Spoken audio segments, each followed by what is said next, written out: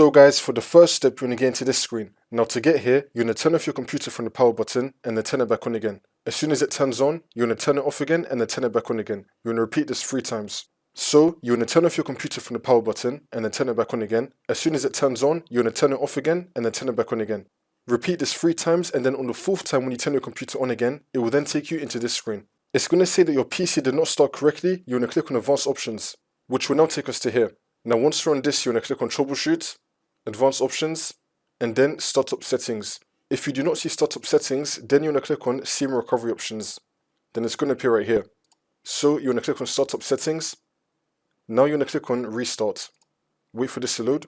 And then once you're on this, you're going to enable Safe Mode. Now to do that, you want to click on either 4 or F4 on your keyboard. So click on 4 or F4. Wait for this to load, which is now going to bring us into Safe Mode. And then once you're on this, you want to head over to Search and type in Device Manager. Click on it.